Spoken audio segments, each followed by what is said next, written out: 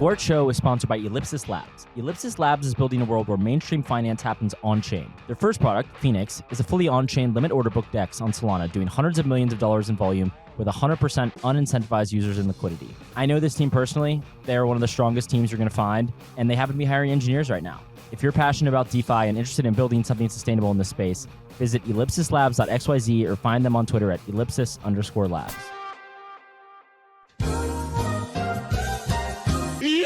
Hey guys, I'm here today with Tarun. Tarun doesn't need much of an introduction, but I will allow him one. Most people should know Tarun from Twitter and being a key opinion leader, a venture capitalist. I'm not a fucking real KOL, hopefully.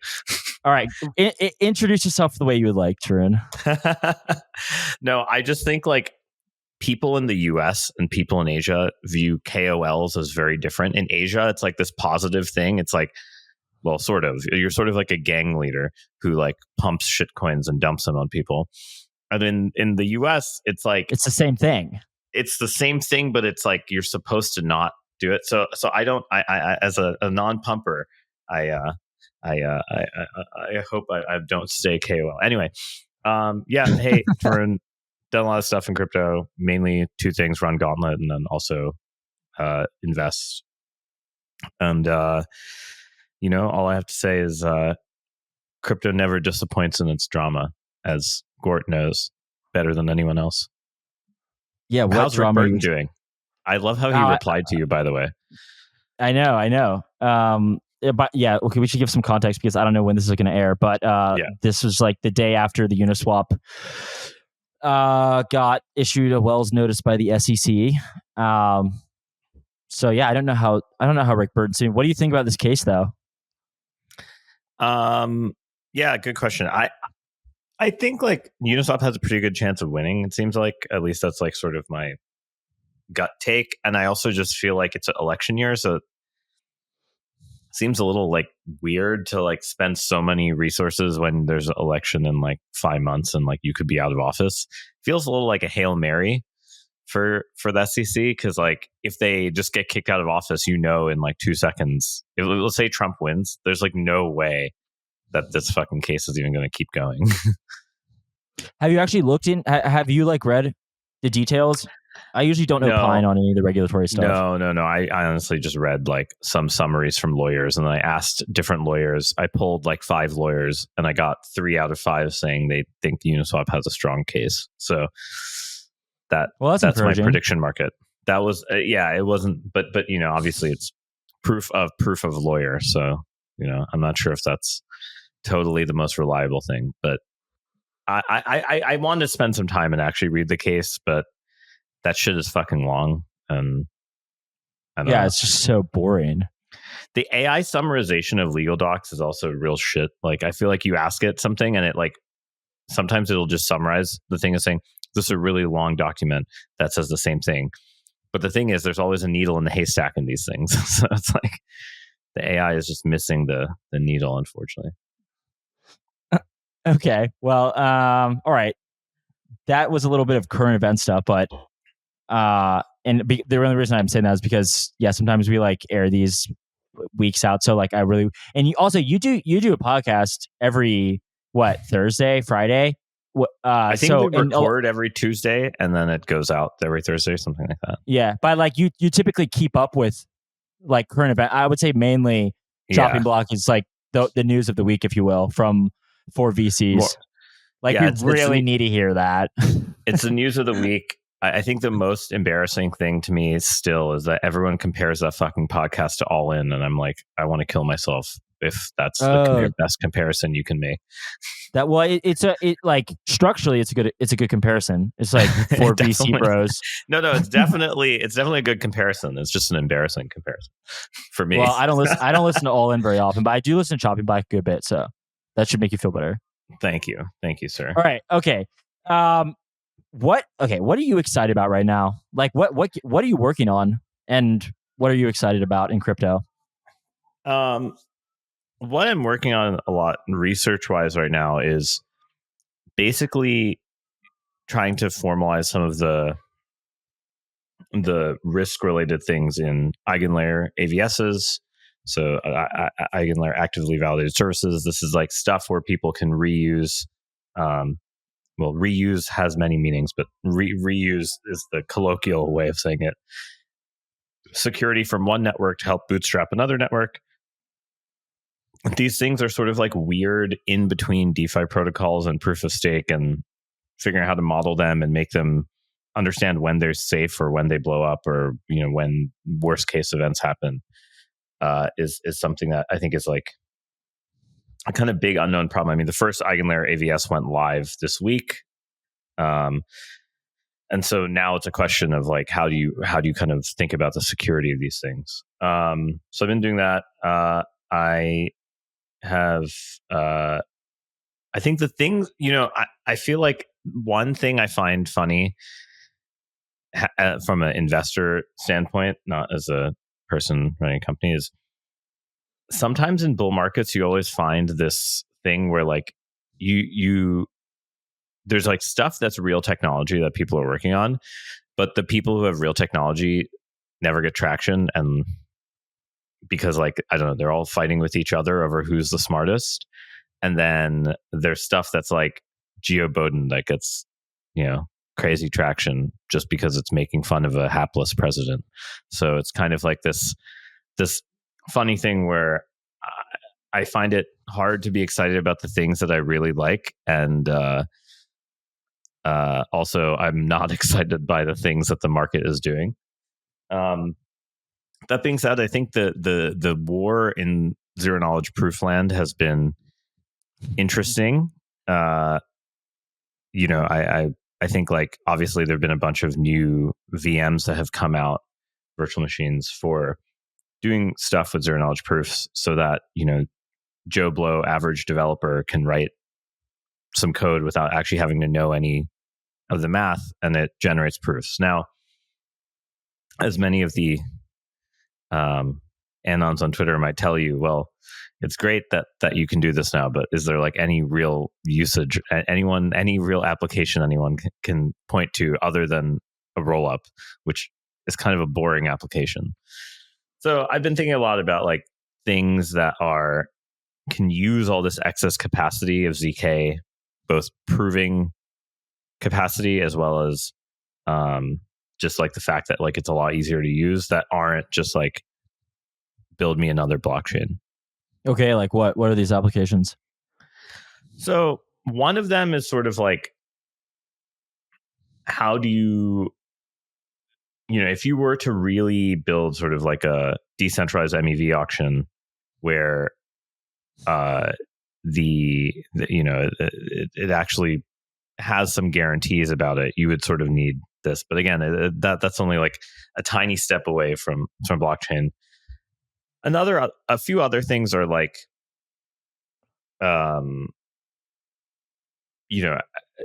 in order to kind of like make some DeFi things competitive with centralized exchanges, you need to make some state private. And so the question is like, what's the minimum amount of stuff you can make private to get the capital efficiency to be kind of similar to a centralized exchange?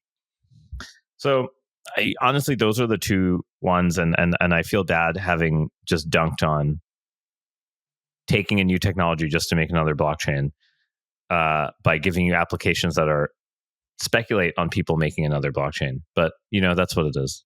It is what it is. Why do you just level with me? What is it about ZK tech that has nerd sniped like the smartest people? Like what is it like specifically? If you could like put some type of parameters around ZK tech that has just entranced like all these gigabrains. So I'll say like from the theoretical side, maybe to give a slight history of where it comes from, because like I feel like people use it very willy-nilly nowadays, and it means like much more than it.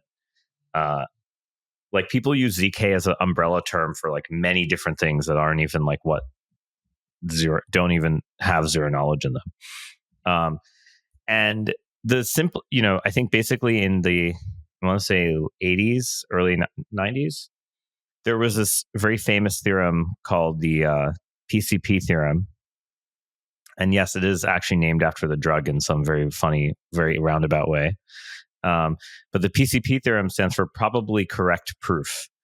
And what it means is like, I can basically give you a set of questions that you have to answer about some object or computation that you have done.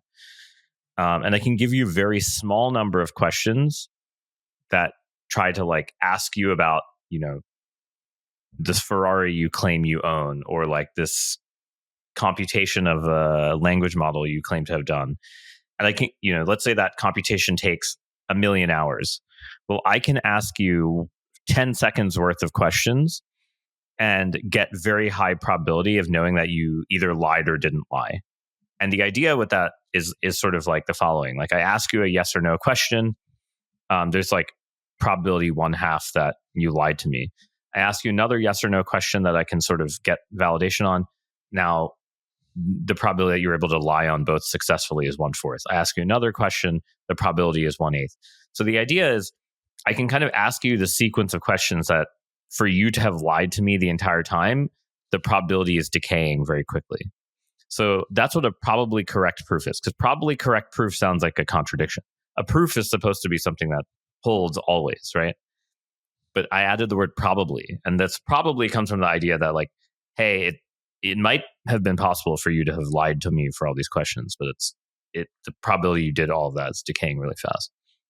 Okay, so the why does this have to do with PCP, the drug, phencyclidine, the NMDA agonist, is the inventor of the PCP theorem, Safra, I forget, whatever, at Berkeley, was arrested by the Berkeley police, I think on the day they figured this out, for supposedly having PCP possession. And then they decided to name come up with an acronym that had PCP in it so that to commemorate them getting wrongfully arrested, which I think is just like a funny story because like all these fucking CS nerd people don't realize that PCP is a joke. That troll is like a troll name for them. But anyway, so this PCP theorem, right? It sort of says like, hey, I can validate something that may have taken you a lot of work in much less work than it takes you to have done. And in fact, I can sort of over time, people found ways where it's like almost a constant amount of work to verify arbitrarily large computation. So why do the interesting thing about this is all of the things I've said so far have nothing to do with ZK as in zero knowledge. All of the things I have described are what is called succinctness, which is I take a really large thing and I compress it. I give you some random samples and you can be sure that the large thing is true from a very small set of samples. And the reason people like this is like it basically is a way for me to kind of prove to you that I've done something that's hard, maybe something that you can't do, maybe something you don't have data for doing, but you can trust that I actually did it correctly.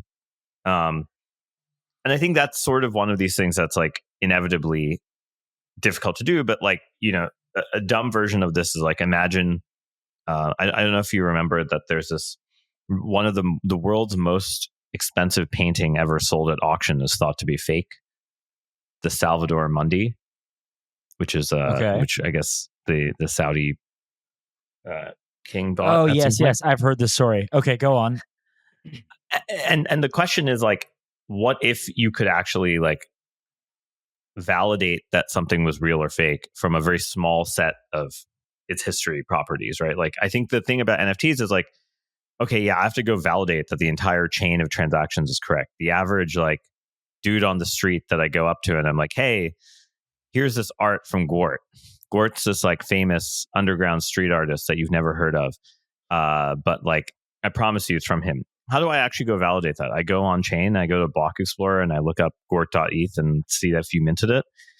That's not really sufficient. I need to prove to you some properties that like, hey, like Vitalik bought a bunch of Gwart.eth stuff and so its price went up. So like, that's actually why you want to buy it. how do I prove those properties to you? In like the normal world, it's actually quite hard to do that. And what you end up doing is like you pay appraisers, or you have all these kind of like indirect third parties to do things. But with ZK, you don't have to. So yeah, that was a bit rambly. But the long story short is the succinctness properties of zero knowledge proofs are the things people want. The zero knowledge part is just that, hey, I can actually give you the succinct proof. Like I did X with a very small number of samples in a way such that you can't figure out any information about my private data in X. But very few people are actually doing ZK. Almost everyone who says ZK is doing only succinctness. Like rollups are fully transparent. ZK rollups are fully transparent. So they're not actually doing any privacy preserving stuff. So they're not even doing the ZK part of ZK. They're doing just succinctness. What about Aztec? Is that an example? Aztec is actually doing ZK. Yeah, they actually are trying to be private. But most ZK rollups are transparent, and there's reasons for that. Some regulatory, some technical. So, there's a bunch of different kind of factors involved. But okay, I mean, what for you as someone who's asking this question of like, why are all these people so interested in it? Yeah. What does it make you like? What are the things you kind of think about it? Like, I'm kind of curious, like what your view of it is as from the outside. No. I mean, I was actually I talked to this Bitcoiner guy last week, and we were like half joking about this. It's just I think it has this allure, like the ZK aspect has this allure that the average person, like, okay, I'm not explaining this well, but I did explain it in this other broadcast. Like for people who are gigabrains to people who have no understanding of it, there's like a massive, I think, disconnect.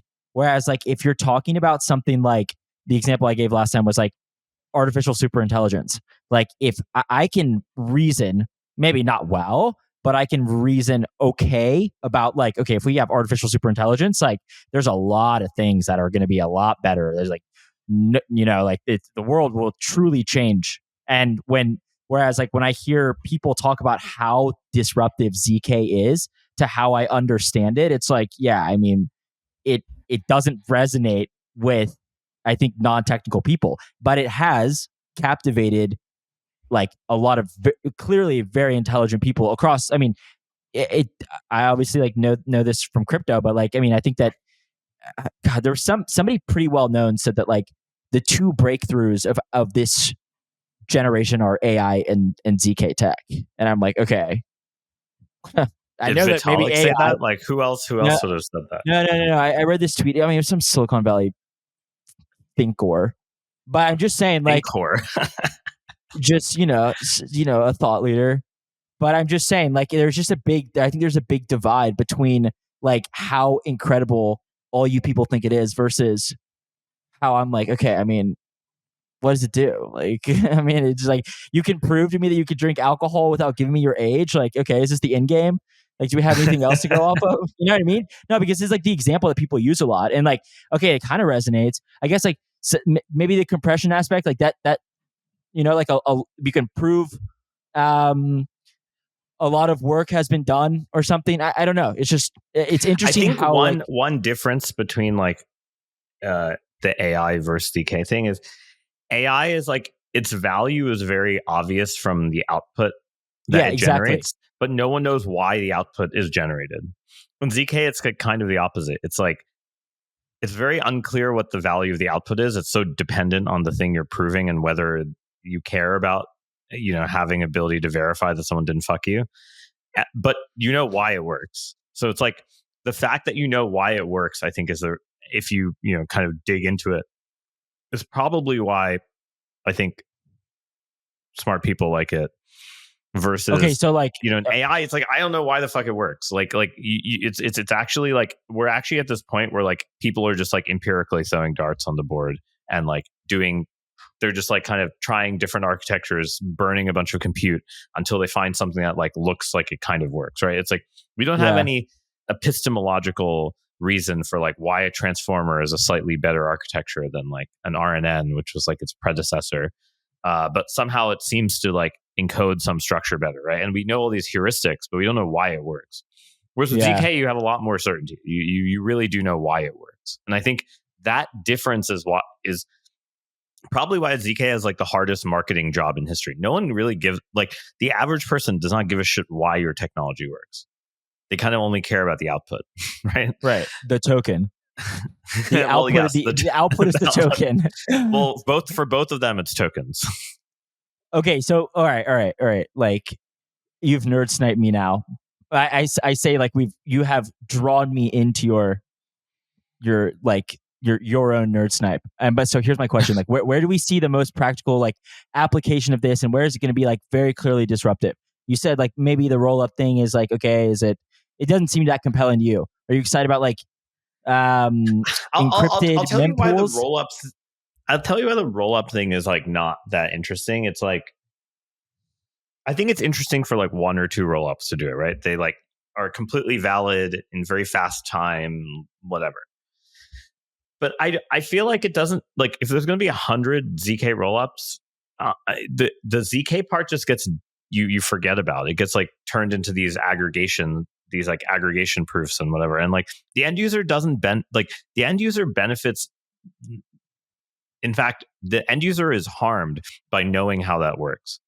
In fact, they're better off Okay. never fucking knowing that there is that, right? Like, even though it's like very useful for infrastructure providers and like wallets and people in the middle, in between, like people who control the user experience between the end user and the actual chains, like wallet, Telegram bot, whatever. For them, it's extremely useful, right? Like that's how they can give you guarantees. But the end user doesn't give a shit, right? Whereas like the AI thing is, it like you kind of need to feel like you're getting something more direct in that sense. The end user needs to feel that way. But yeah, what things are useful? I think one sandbag example that like I remember when I was in undergrad and like fully homomorphic encryption, which you can think of as like one step beyond ZK, was first sort of figured out. But I think is actually like a kind of useful one if the speed of this stuff ever became fast enough. Is, right now there's a lot of like, when you use something like 23andMe, you're basically trusting them to not share any of your genetic data or leak any of it. But then, obviously they aggregate your data with other people's and say like, oh, like 90% of people have this gene for this disease, blah, blah, blah, right? But what has been shown many times is that like you can identify pretty directly certain subpopulations and in some cases direct individuals from the aggregation. So like I take everyone whose anon name starts with a G and imagine I sequence them and I looked at the probability that they had some gene associated with sickle cell anemia. And then I did that for the overall population at large. From the difference of those two, I can sort of identify that the people whose anon name starts with the G tend to be like higher sickle cell carriers. And if there are not many anons whose name starts with a G, then I can potentially identify a single individual, right? And Okay. the idea that like you use these kind of services with your medical data without it being able to be both encrypted but also operated on, like someone can do some computation on it and give an aggregate statistic.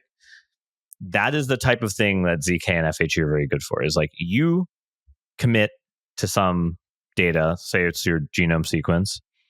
Some company says, hey, I want to aggregate this and like figure out some population statistics for some drug I'm making. And they are able to do that without ever knowing or revealing your particular trait, right? Because you don't want everyone to know you have whatever disease. I chose sickle cell for a random reason, but it's just because it has such a clear genetic marker, I guess. Anyway, Okay, so I think that type of stuff in biology is actually will be more important because almost everyone's leaving their DNA everywhere nowadays, and sequencing is so cheap that like I guess it sounds funny when you say everyone's leaving their DNA everywhere, but it is true, right? It's like you kind of need very low amount of sample size now. Like I like licked a cup for people to be able to partially sequence. And so I think in a world where like you want some control over your medical data, this type of stuff is useful. Now that's a completely not blockchain thing. But blockchains, but token people are funding that. All of your degen shitcoinery is funding making that stuff better. It's a form of effective altruism. It's like, yeah, it's effective altruism in some way. Okay, this is all right. We went off the rails. I apologize. Yeah. This is like way too nerd sniped. All right, let's talk about meme coins. All right. Someone's gotta. What's the phrase that guy said? Keep fucking that chicken. Someone's got to do that. Yeah. Well, okay. Well, we can kind of tie this in. I assume you've been like paying attention to the Solana fees. Well, first of all, can Solana fix its fees? Yeah. Yeah. So, I mean, I think obviously they're having a lot of things that are confounding this right now, which is like, they're having these networking issues. I think, there's a lot of things hidden in those networking issues. Some of them are this like peer discovery thing of like, how do I find the leader who's the leader for the next X slots? And then so that I can send them my transactions because there's no sort of mempool. And obviously that naturally leads to a spam problem at the networking layer. Solana also made a bunch of choices of like using particular networking stacks that were maybe not as mature. And I got some flame on Twitter for saying that, but whatever. That I don't know what to say. Like, it's kind of true. Like, you go read the fucking literature. It's not like these things have been used in many places. And I think like the networking stuff is actually much worse than the fee like the networking stuff is sort of implicitly causing some of the congestion because of how bad it is. It's like it's just cheaper to spam, and then once people start spamming, they kind of make the network congestion worse, like the networking side worse, which then causes more spam. And so this feedback loop between like the networking to like send your transaction is not working, so you just start resending your transaction 500 times, and so that's like a bad feedback loop. I obviously think they should be doing, I guess you had Eugene recently, so like on this podcast. So I obviously think they should be doing some type of dynamic fees. I think there's sort of this like one group of Solana land that's like anarchic and just thinks like you should never have any fee regulation with like EIP 5059 type of stuff. Or it doesn't even have to be like that. It can be as anything that sort of just like adjusts the minimum fee as a function of demand. There's definitely a large portion of the Solana community that is extremely anarchic. Like they seem to not. They're like, oh, the market should always be setting fees on its own. Well, it's like, yeah, in a normal market, a seller tells you their fee. And in this case, the sellers have no ability, the sellers being the validators who are selling you the space, have no ability to tell you the fucking fee. And so like, unless you have one of these mechanisms, you're always going to have like this supply demand mismatch. And the anarchic people, I think, don't totally see that. I mean, I think now they're starting to, but they sort of still have not seen the light fully. Okay. So go ahead. So I guess your question is like, can they fix it? Is that what you're going to get to next? Yeah, basically. Yeah. So my suspicion is that they can fix it to get to a certain amount of throughput, but I suspect architecturally they're going to have to like change a lot of things if they want to like 10x their throughput. Like I imagine they can get back to where they were, and in terms of transaction throughput with the fix. I don't think they can like 5 to 10x their transaction throughput, max transaction throughput in the current architecture. That being said, I think like there are things that are like Solana, like Sui or Monad, where they actually do have slightly different notions of how they do transaction dispatching. And I think one very like 30 IQ way of describing like how to think about some of these alternative architectures is, you get a bunch of transactions in, you get a huge amount of demand. Right now in Solana, what it does is it has a scheduler which sort of tries to choose like, hey, these transactions don't interact with each other, so they can be in different processors, and these ones do. The problem with that is like, if someone is spamming the same area, the same state, and there's no increase in cost to them, then suddenly those things that are supposed to be independent, there's not many of them. Everyone is touching the same state, and like you degenerate to just like one core. It's like the spamming thing is actually a way of sort of like people manipulating how the scheduler works. That's like one way of thinking about it, because the scheduler can maximally use all your throughput and hardware and stuff if these transactions are all touching different state and they're not kind of interacting with each other. But if I'm spamming and sending the same transaction over and over and over, then the scheduler can't separate those. Now, what it could do, and this is sort of what you can think of what SWE does to some extent, is when multiple things touch the same state, at some level, instead of it like running them sequentially, it makes a copy, runs in parallel, and then merges them back.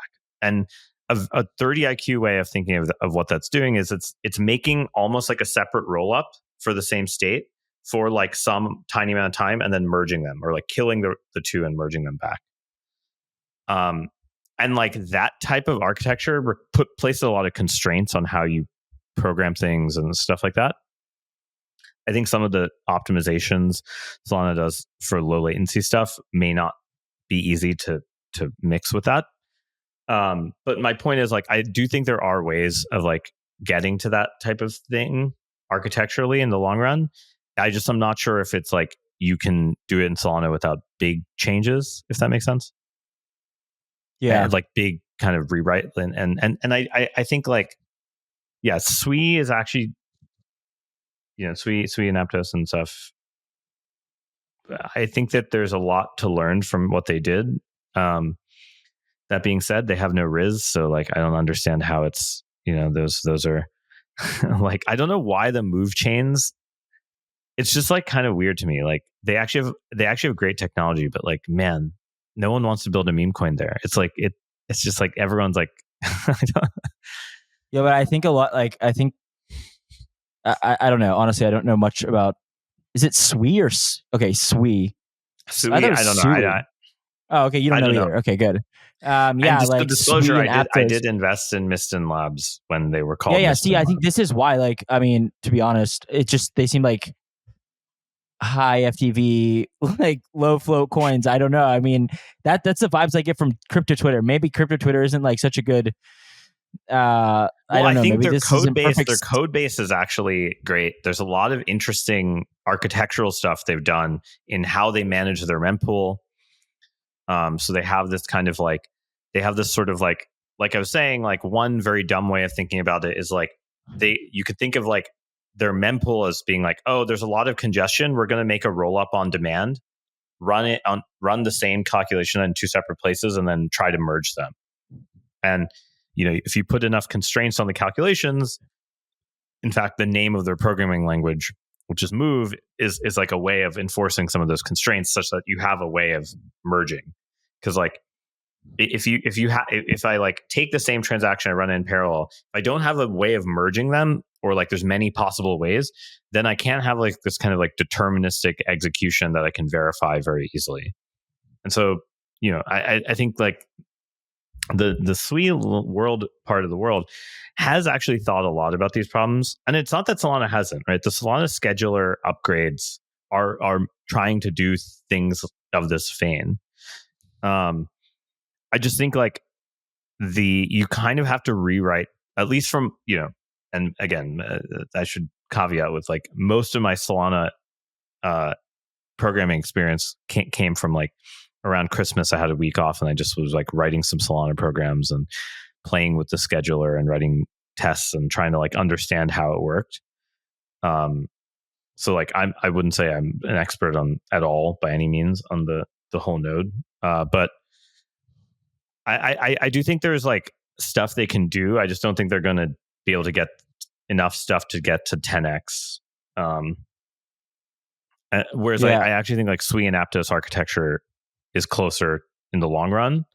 And I think Monad is trying to take the best of both worlds in terms of like how they're thinking about execution and optimistic execution and stuff like that. So yeah, but again, the real problem is like Solana has a real demand, right? They have a fucking wallet that's usable and like all this stuff. So I think like there's no way you can fade the Solana ecosystem at all. I just think I think they'll have to make large changes architecturally to get to 10x the throughput or something. Thanks for listening to The Gwart Show on the Blockspace Podcast Network. Subscribe to our newsletter at blockspace.media to get the show directly to your inbox. Show links, transcripts, and Bitcoin articles twice per week. Stay ahead of the conversation by visiting blockspace.media. So you do a lot of work in DeFi governance. What is the state of DeFi governance? Is it like we're making progress? Okay. I think as much as Maker gets a lot of shit, I do think like they have been the most to push the envelope in terms of sub DAOs, in terms of Rune talking about like AI is running the sub DAOs, whatever. I do really think Maker doesn't get enough credit, and like people love shitting on it, but like I don't know, it's sort of like beautiful dysfunction in some ways. I think DeFi governance in the long run, you'll inevitably have some form of specialization. Like the sub DAOs are one form of that, or like, you know, it really depends on the tasks a DAO needs to do, right? Like fundamentally, there's some tasks that are common to all DAOs, like treasury management. Like how do we make sure our treasury is allocated correctly and that we have enough runway for whatever. Some tasks are very specific to a particular DAO, like risk management for a perpetuals protocol is different than for updating sort of the risk limits is very different than risk management for a lending protocol.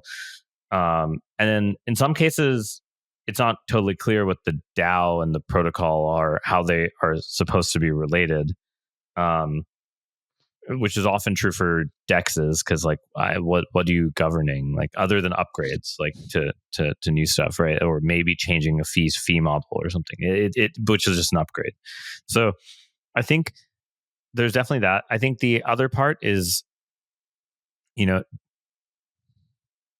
DAOs are just like hard to be organizationally.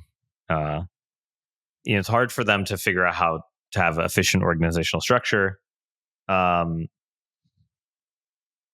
because oftentimes, like, you know, it's not like the oldest members of a DAO are the most capable or have the right specialties, especially as things evolve. So yeah, I don't know. I mean, I think it's like chugging along and people are finding different modalities where like there's some things that are trying to be much more governance minimized and then just have different roles for particular actors. There's some things that are trying to stick to the like, hey, we're just like one big DAO, everyone votes. And then there's also like Solana DAOs, which, I mean, if you look at like the voting participation in like Jupiter, it's like unreal how high it is compared to like everywhere else.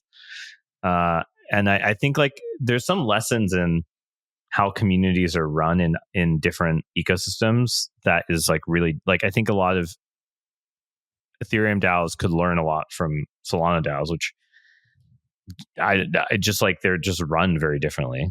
And I think like just going to the community calls, you're like, holy shit, like some of these are like professional, which is like kind of wild. So I feel like the DAOs you always read about on crypto Twitter are the ones that are having all these infights and dysfunctionality and whatever. But there are a lot of examples where I'm like blown away by like how high the participation rate is and stuff like that, and like how much they've created these like working groups or sub DAOs, and those things have worked. And this is why I think, yeah, look, Maker has had some crazy things happen, but like they kind of we're always ahead of the curve on this type of stuff before everyone else. And, you have to give them some credit for that. And, I think like sometimes people forget that it's like hard to be the first one. Yeah. But I mean, how do you feel just in general? Like, is that sugar-free Red Bull? No, I'm cheating on sugar-free Red Bull with Celsius. You're drinking Celsius? I'm just out of Red Bull. I need to go buy some. Dude, I'll cut that from the video. All right.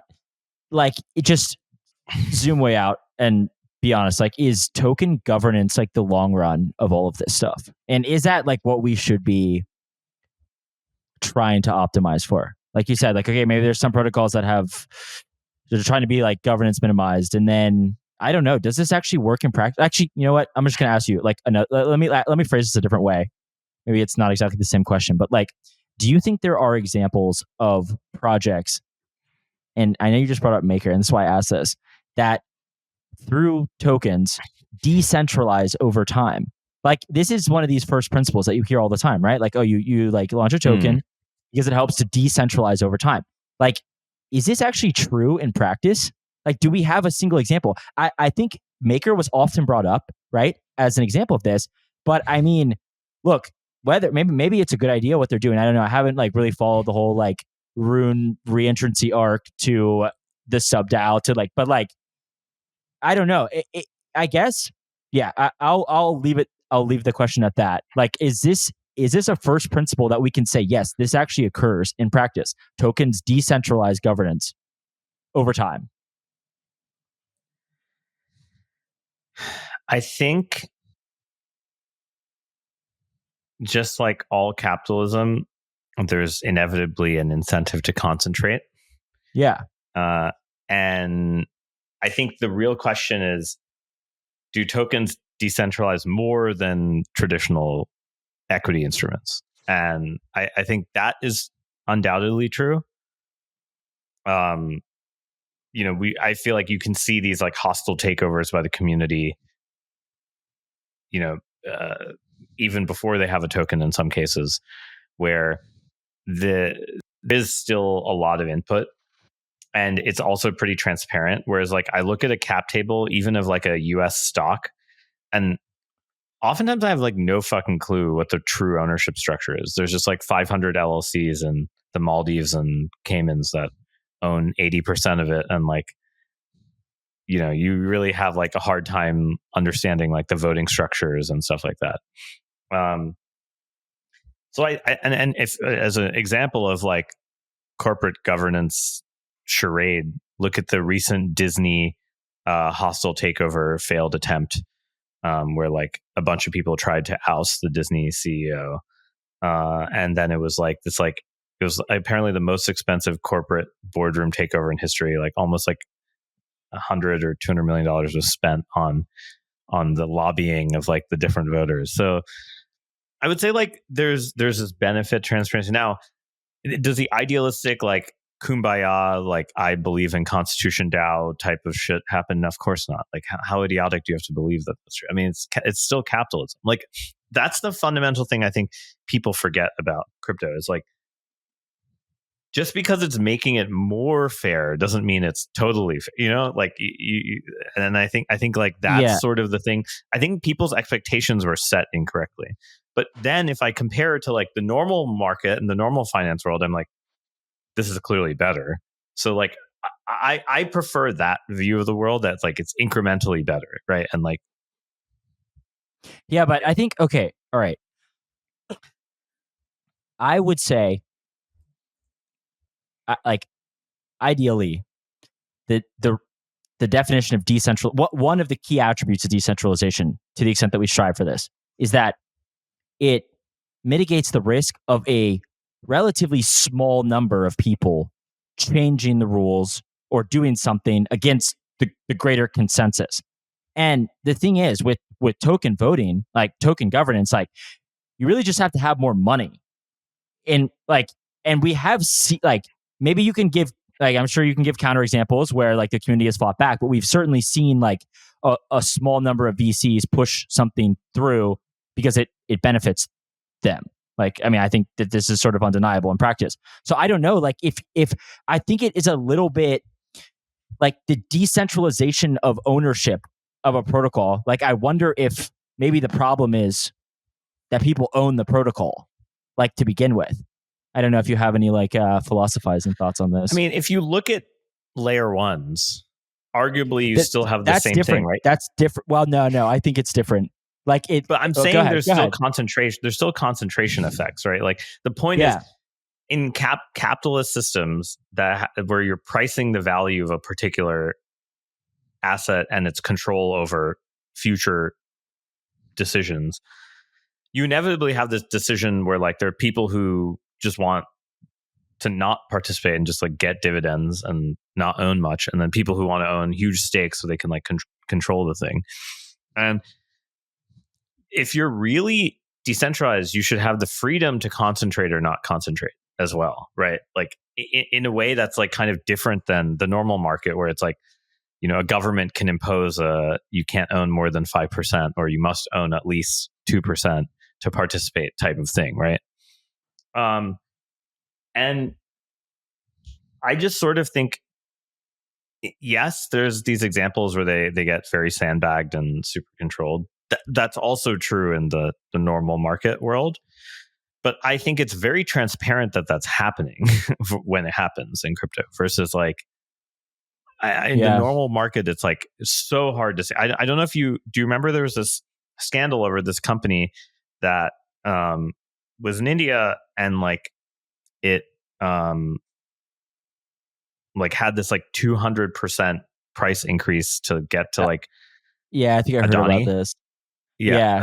And then it just turned out it was like they were like rehypothecating their shares like a million times and just buying more. It was like the net leverage on the stock was like insane, but no one knew it was leverage from the same person because like of all the weird shell companies and whatever. And then it kind of like it was one of those like Hindenburg research things that kind of and my point is like this stuff is better than that. You can figure that out faster. Like the Hindenburg of crypto can do it with way less effort. And that's a sign of an improvement. But it's incremental. It's not this like like we're fucking socialists, whatever, which I think is the problem that people like expect that when it's not that. I think my only counter, it's not really like so much in disagreement, but I think that often, at least the way that I see it, is like a lot of times these protocols, like they say, well, there's no other way like than token governance. Like you have to be able to do this, and like you have to be able to make these like changes and upgrades, and like maybe that's functionally true for how these specific systems are built, right? But like there are open source software protocols that don't have token governance, right? Like I mean, it's like true. You know, so I just they need them because everybody has designed them that way. In the same sense that like you need a token mainly because if you don't, somebody else will do what you're doing and have a token. Like it's like sort of like the game theory of it. Okay. But that's true in the normal market too, right? Like that if you don't raise VC or private equity and your competitor does, then they take market share because they can. You know, it's the same. It's not so different. It's just that it's a form of subsidy. It's a different form of subsidy. I don't disagree, but I guess what I'm saying is like I personally like my personal view here has been that there's been like somewhat of a bastardization of the terminology protocol, right? Like no doubt about it. Okay, there's a lot of things that would be better without the token. The product would be better without the token.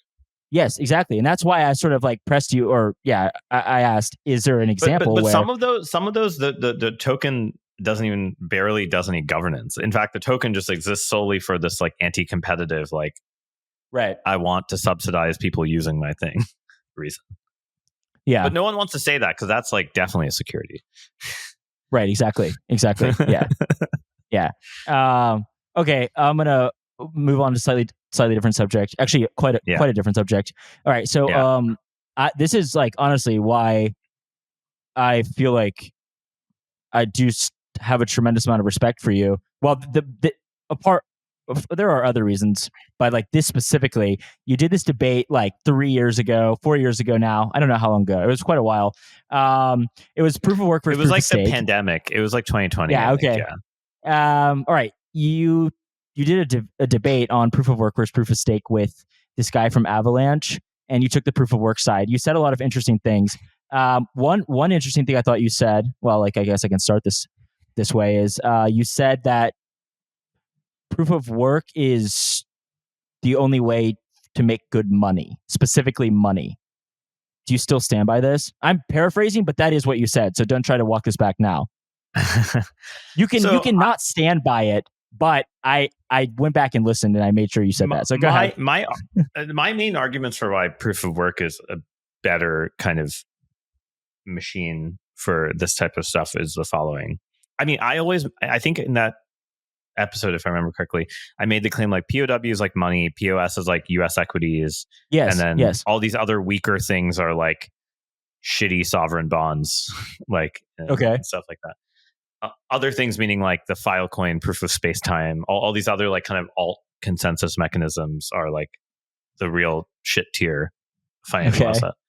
And it's not their fault. It's just like there are things whose demand distribution is not constant, right? But the real reason is like a couple things. So I think I fell down this rabbit hole in 2019 when I wrote this paper where I basically said, do the following thought experiment. And so I remember at that time in 2019, the only live POS network was Tezos. So that's like how, the people were still like building the stuff. Like Avalanche hadn't launched, for instance, like, and that's why everyone was debating this type of stuff. But think of the following thought experiment. I have 100 ETH. I can either stake it or I can put it in a lending protocol, right? To me, they're both yield. Say the lending protocol is offering 10% and the staking protocol is offering 5%. Imagine I'm, instead of, all of the assumptions within proof of stake, proof of work, etc., are, either things like honest majority, like at least 51% are honest, or, less than 1/3 are Byzantine, arbitrarily bad.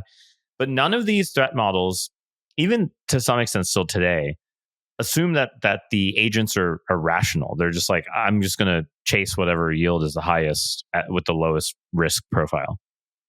So I wrote this paper where I made this model of like, and this was like when Compound had like 50 million TVL. This is like very, DeFi, Uniswap had less than 100 mil TVL. It was like a very, or maybe even less than that, probably like 80. So it was sort of like the early days of DeFi, and people were like, not, the idea that staking yield and DeFi yield could be comparable was kind of, people were like, there's no way that would happen. Obviously now that's not true, but the idea was like, hey, let's suppose we have a bunch of validators who are rational. So they can either decide to keep their money in stake or in lending. And then the question is, as a function of the inflation curve, how do they allocate?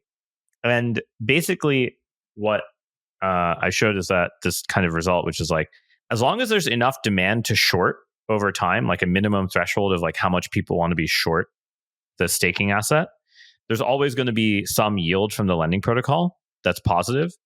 Right. And so if you have a Bitcoin-like deflationary curve, eventually everyone unstakes and goes into lending, because like, why would they keep staking? Because the lending yield is always going to be, there's some threshold point at which the demand to short the staking asset is just way higher than any yield the protocol gives you if it has this kind of like decaying inflation curve. Does that make sense? Yeah. And so for proof of stake assets, you have to have this like perpetually inflating curve. Right. In proof of work, it's a little bit harder. So the real reason it's harder is in proof of stake, the fact that I can move the asset that is securing the network is also the asset that I'm using to borrow, is different than in proof of work, where the asset that is securing the network, i.e. the hardware and power, it's exogenous. It's exogenous, and you have to borrow against that. And there's this like latency and price difference to borrow against that asset versus the main asset. And so you can support these deflationary curves for much longer in that type of world. So that was sort of my financial argument. The second argument is these kind of like timing games and identity. So in most proof of stake systems now, there's this stuff called, actually, we'll get back to the other stuff. In most proof of stake systems, there's the notion of an epoch. So you lock up your stake for an epoch in order to participate. And then, you have this sort of what's called a verifiable random function that like chooses at proportional to your stake whether you win the next block, assuming it's like a single leader type of thing, which is like most of them. And the thing is, you have your identities. You have to like, your address has to be staked at the beginning of the epoch in order to sample this distribution correctly.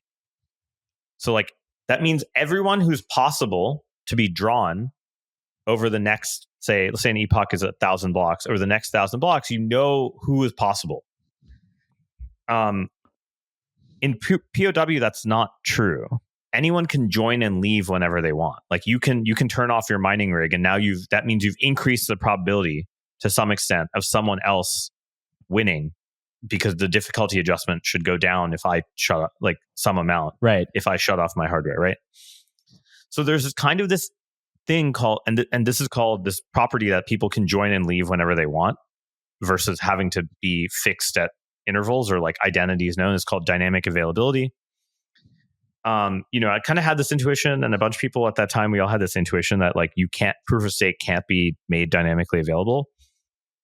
And Tim Roughgarden proved it recently, that like there's kind of this impossibility result that proof of stake can't be like people can't join and leave. They like if they join and leave, like the other properties of the network like go away. Like you don't get the 2/3 honest kind of safety and liveness result. Right. And so basically what this says is like, okay, POW also has this kind of interesting property that people can join and leave whenever they want, which is you don't get finality.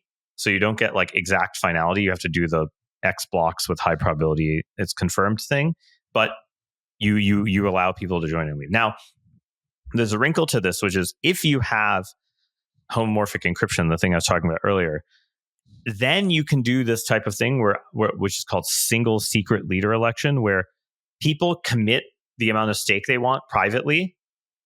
And then you can imagine that there's like this function that can operate on the encrypted stake. So it doesn't know what everyone's stake is, but it's able to select a random person without knowing everyone, which is kind of what POW is doing, right? It's like everyone is committing their hash power, and sort of there's like this oracle that's sort of randomly choosing one of them. So with FHE, you can emulate a lot of POW and POS, but no one knows how to do it in practice. Like there've been like very, I think Ethereum Foundation even like gives out grants for people trying to do it, but it's still not practical. So long story short, the second thing about POW is dynamic availability, and I think that's quite important to have validators or miners be able to join and leave whenever.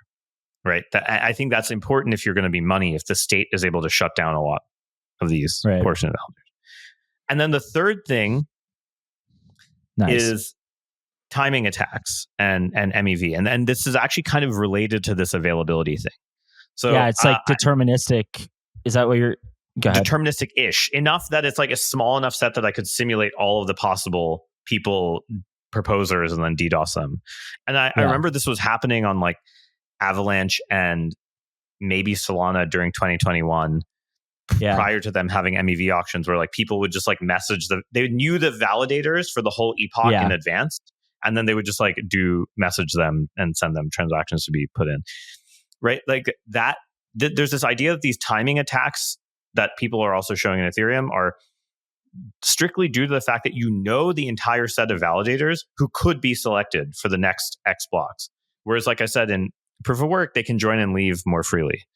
And because of that, you sort of MEV becomes easier to do. It's like lower risk because you don't have any risk of people joining and leaving.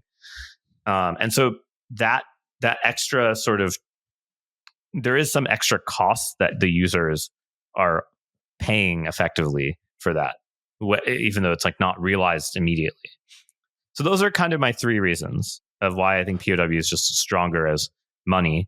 The first is more a function of like, well, can it survive attacks against the coin, like people trying to manipulate the coin price to get people to remove security from the network? In POW, it's really hard. That like, yes, you could manipulate the coin price, but that doesn't immediately translate to like the hardware cost going up or down, right? Whereas in proof of stake, they are the same asset, so that financially it's hard. And then the other thing is these like censorship / MEV cost things. So Yeah. I stand by the statement, and It's these okay. are so those. Yeah. I'm glad you stand by it. Okay. So have you followed? I want to ask you about like the issuance curve stuff recently. Have you followed it? You said you haven't followed it like so closely. You said that to me, but I want to hear like I don't know. Well, I guess what I want to know is like, is there a way to optimize amount staked with yield in a proof of stake system that's not centralizing? I think this gets back again to this type of like financial earlier about like, and then that was only focused on like network security and like I proved some theorems and whatever about that, but like that's a particular subcase of this.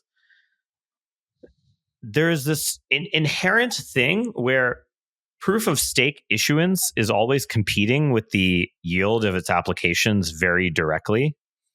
Right. And proof of work yield is like not, again, for the same kind of reasons of like the asset you're producing and the resource you're locking up are different.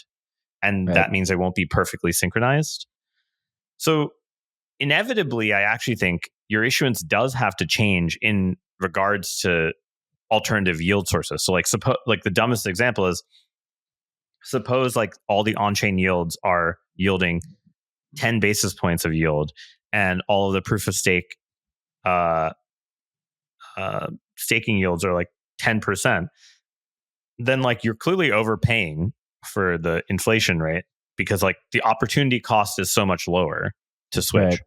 On the other hand, if the lending and Athena or whatever rate you want to use as your benchmark is much higher than staking rate, you kind of you're inevitably going to bleed security out to those. So I think like, yeah, in theory you should be dynamically adjusting. Now in practice, it's like how the fuck you're trying to bootstrap a network. Like if you keep thrashing the stake, like people have no fucking certainty, and then it doesn't feel like it's closer to money, right? Like you lose this moneyness property.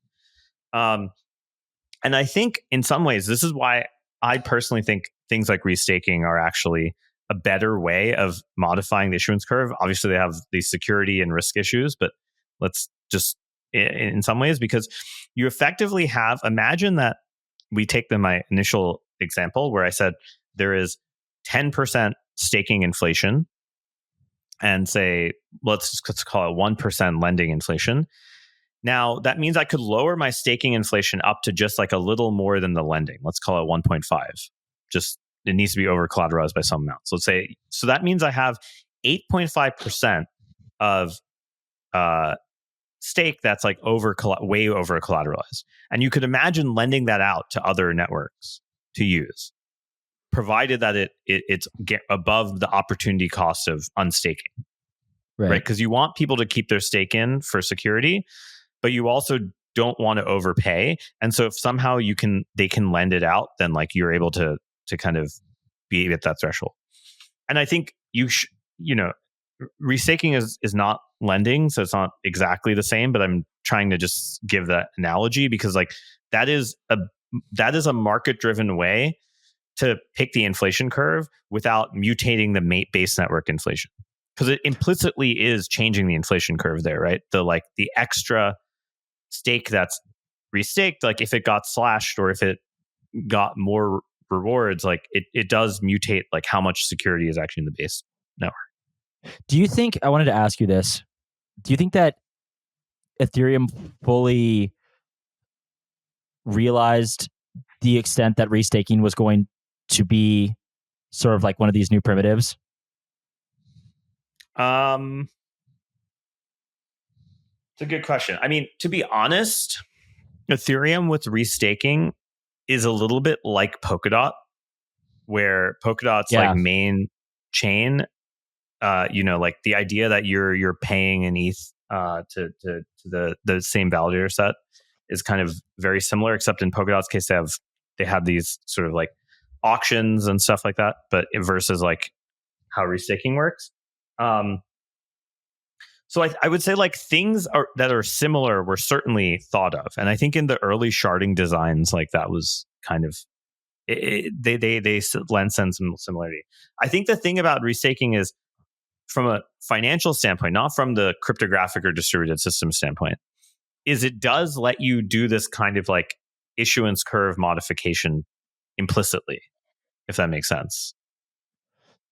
And like the market is choosing whether to do it as opposed to like you setting it. And I don't think that is the thing that people who are working on this issuance stuff realize, or is that like the market has made all these other ways of implicitly changing. Yeah, but it's still like, okay, so but what this doesn't remove is the initial centralization of stake, right? Like that's so like, well, okay, so then what is the although it in-game? does mean that the initial central, what are you doing? You're lending your stake to, you can think of it as like I'm giving a node operator who's running an AVS my stake, and they're earning interest on it and then splitting it with me, right? Like that is one of these things that's sort of like it is definitely still centralized, but you're now allowing new operators to like participate and earn yield with your capital. So I agree. It doesn't remove that, but it does lower the barrier to joining.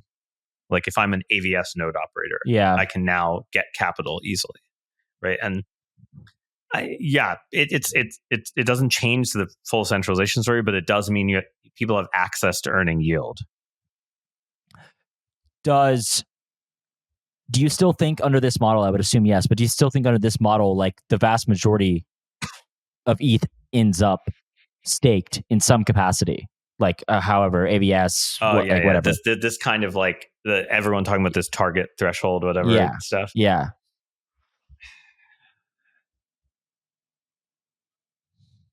ETH is kind of weird. I think the transition from POW to POS made a lot of users of ETH, like especially in Asia, who are like large holders, not used to locking up their assets that way. Yes. Right. Like they're just not used to this unbonding time, not being able to like get out quickly, whatever. Right. And like obviously there's synthetic ways of doing those, like borrowing against my staked assets, whatever. Right. Like that's sort of like why the staked ETH lending markets are so big. But I think in Ethereum, there's a lot of unsophisticated users who have a lot of Ethereum from a long time ago who don't like the lockup type of stuff. And I think if that amount has to be at least 20 to 30% of the supply. Whereas in Solana, that's not true, right? Like it started proof of stake. Everyone like... Wait. Hang on. You think 20 to 30% of people will be okay with unstaked ETH because they just like have some type of... I don't know. They just like they don't like the idea of trade liquidity stuff. Like I think ETH is used in trading so much that like there's other forms of yield that have no lockup time. Yeah, I mean, like in theory, right? Or like all these DeFi cost. applications should like converge on the same as staking yield. So like it's not like you. Yeah. So. But I'm just that's interesting. They might have different. They should converge close to it, but there's some duration discount, right? Yeah. Or premium, like the fact that I don't have to wait means that.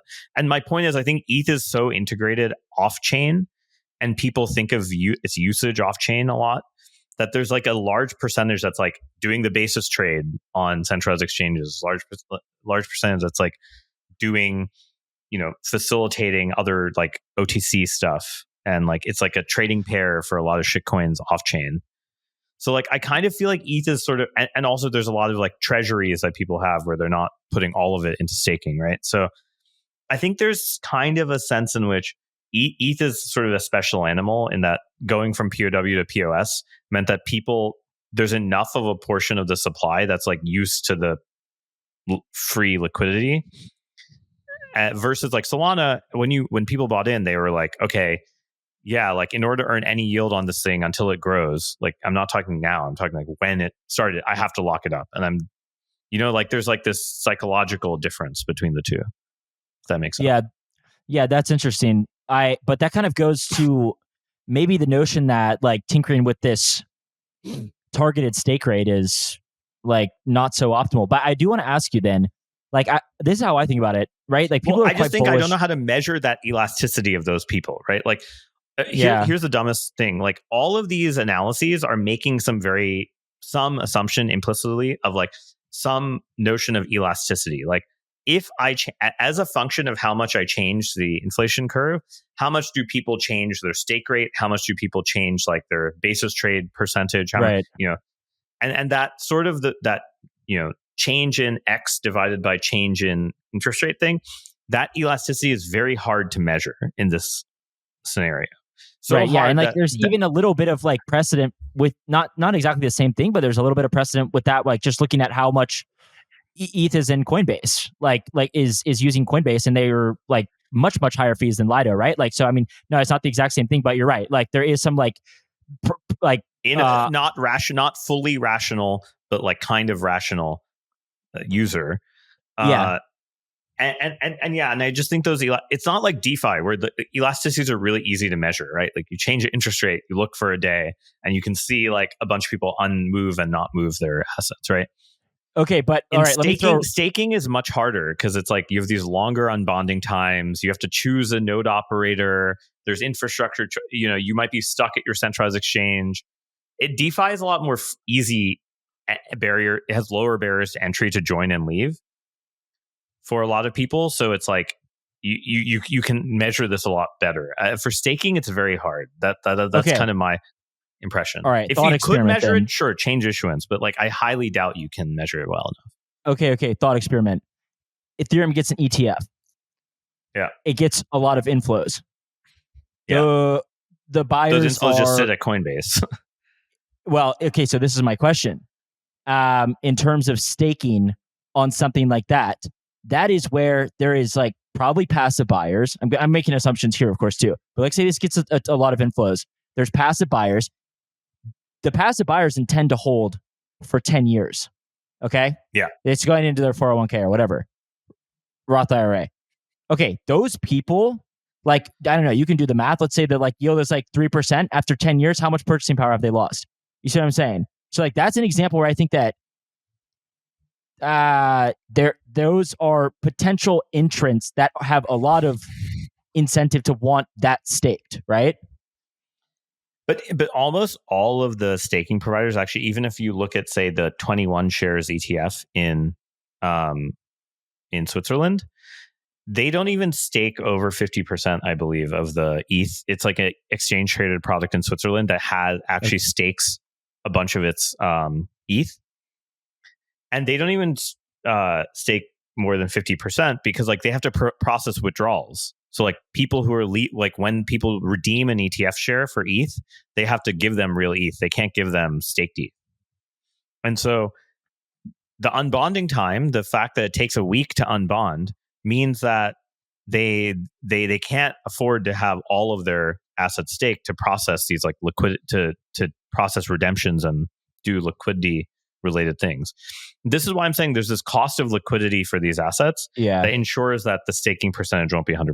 And like researchers have never traded, as far as I can tell. So I don't. No, I think like they don't. I think we can. They definitely don't understand this cost of liquidity thing. And any of the analyses, they all fucking miss this. And it's fine. Like whatever. I get what that's why I'm saying these like things are very hard to measure because they really depend on these like liquidity constraints of different things, right? Like, so here's an example.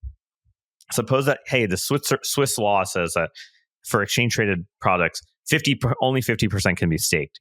For the US, they say only 25% can be staked. For China or Singapore, let's say, they say arbitrary amount can be staked. What's the equilibrium? I don't know. It's actually very hard to say because it depends on whether like capital that's in one of the places that is getting the lower yield, like Switzerland or the US, can get to Singapore. Well, their capital controls. I don't know whether that capital that is buying from an ETF, right? They're not crypto users who know how to stake. That capital get to Singapore? And then what if it overloads the ETF and like the creation redemption arb isn't working correctly because like there's not enough market makers? There's all these extra hidden costs to these things, and those costs give you these like inelastic users who are not chasing the highest yield anymore. They're just trying to get safe yield. I think though that like a lot of it is somewhat predicated on LSTs though. Like basically and maybe you're right. Like maybe there's just a lot of like I think these regulated people can't really use LSTs. They're gonna have they're just gonna get Coinbase ETH type of stuff. The But, like, 21 that- I shares think- is interesting because they use Lido, right? But like, Oh, really? think I didn't know that's- that. Switzerland is like a weird beast where they don't. It's like kind of you can do whatever you want. That's why. Yeah, but I think I guess my only point was, like you were saying, the researchers have these like ideas in mind, and I think that they view this as like these LSTs removing that, like, even the conversation of liquidity premium or like the opportunity cost, right? Like, it just like effectively nullifies that in their minds. Yeah. Maybe. So, well, that's interesting. It's like an interesting, different perspective, I would say. All right, I want to ask you about a couple other things. Well, actually, mainly just one other thing. Bitcoin L2s. Robot just invested. Your venture capital firm just invested in. I don't want people to forget that you're also a VC. You don't just get to. You don't just get to be the little nerd on here, researcher guy. I have to consistently remind people that you're also. I do run sickening. a 60-person company, so it's not exactly. No, just I know.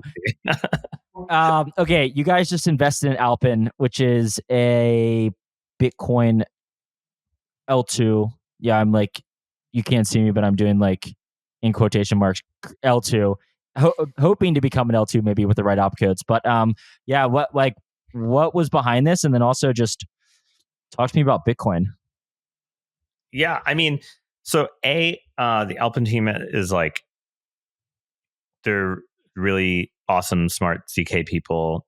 They have their head of cryptography is someone who's been pretty prolific on some of the more recent folding papers, and actually probably the only person I have met at Blockstream other than Polstra who he's knows former a lot about Blockstream ZK. guy. Yeah. So there's that. They also are just like they've been like, they're very earnest about like wanting to make ZK on Bitcoin happen in a way that I think a lot of other L2 teams on Bitcoin are like just mid-market Asian exchange grifts that are like not even L2s. They're just like, send me your money to my multi-sig and I will let you use my side chain that is a server that I'm running. And I think their thing is like, they're very, in my mind, they're like a team that's like willing to wait 5 years for an opcode.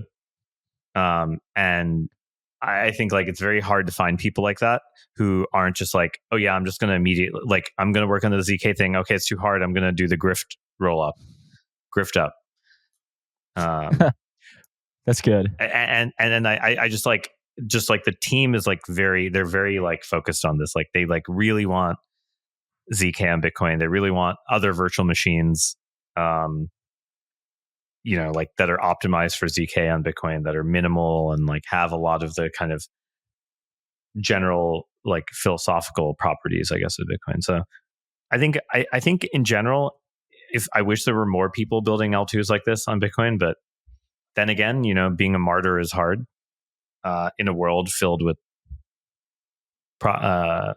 being a martyr is hard in a world filled with prostitutes. Who said that? There was like that's a famous quote from someone. I forgot, but That was Vitalik. I don't think that was Vitalik. But someone, I'm trying to remember who said that. But anyway, whatever. That I think like, in my mind, there is a chance for these Stark based Bitcoin L2s to actually be L2s and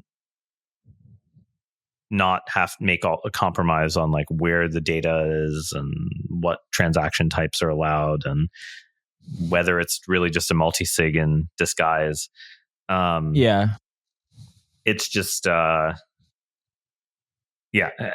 that's the exciting thing about them. So that they're into that.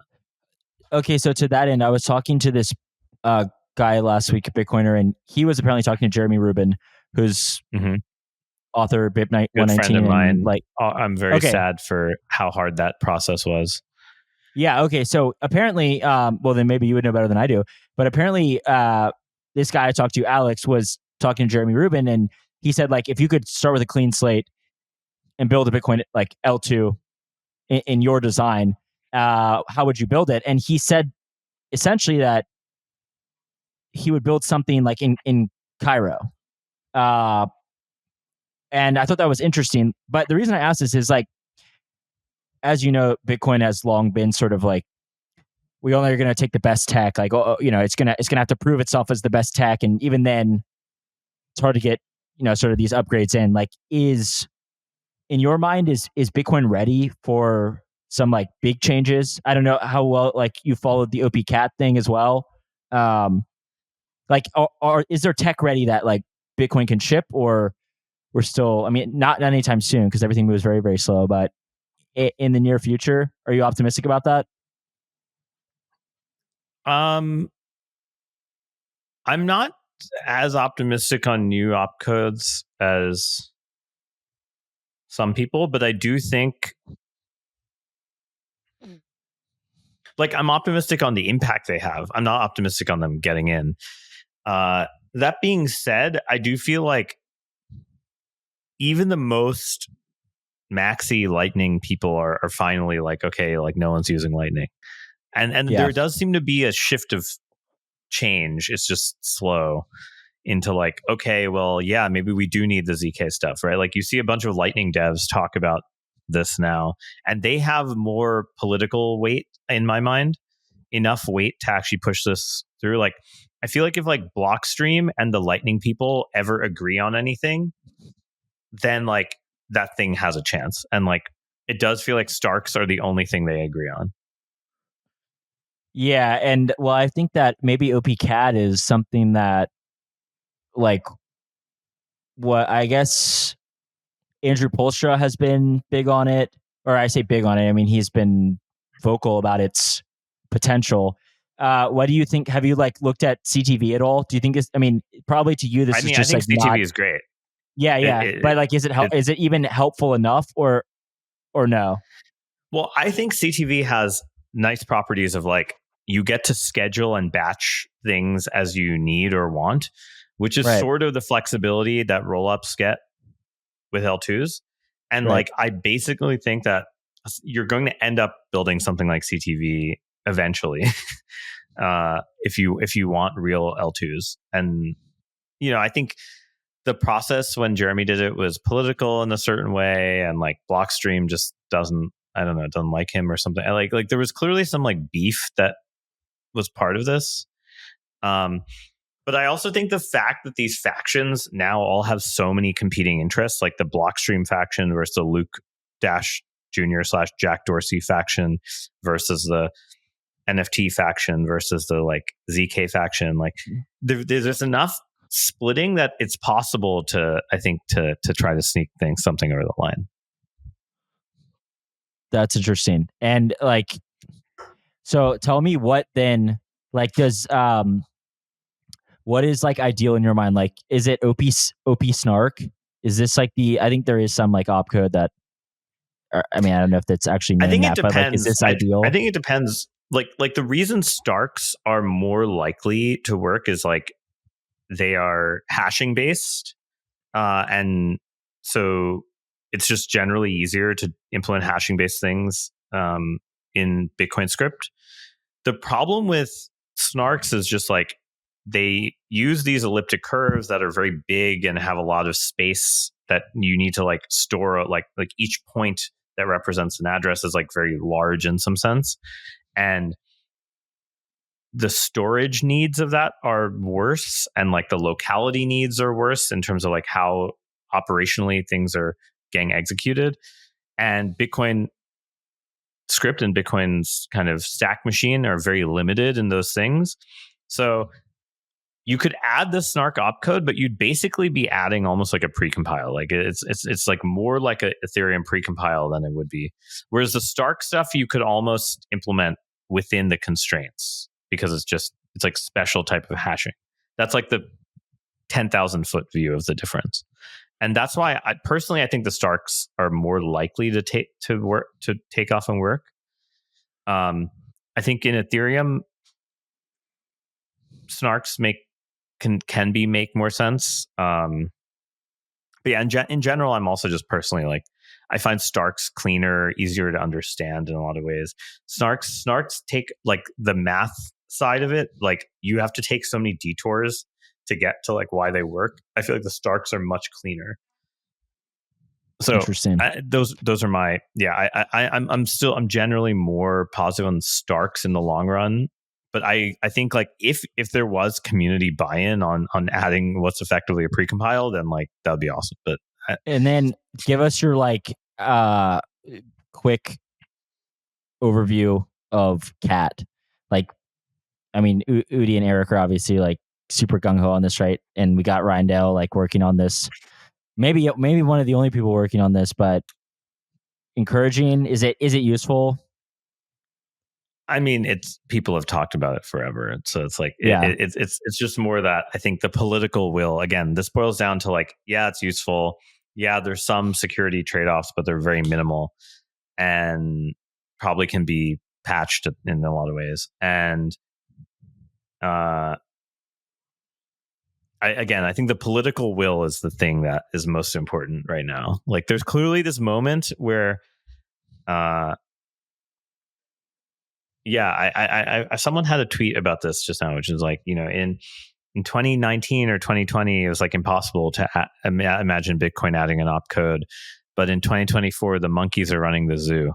And, I think I saw that. And I was like, that's kind of true. Like, there is this moment in time. And so the question is, who's the person who gets to take advantage of that little political opening? And yeah, we'll see.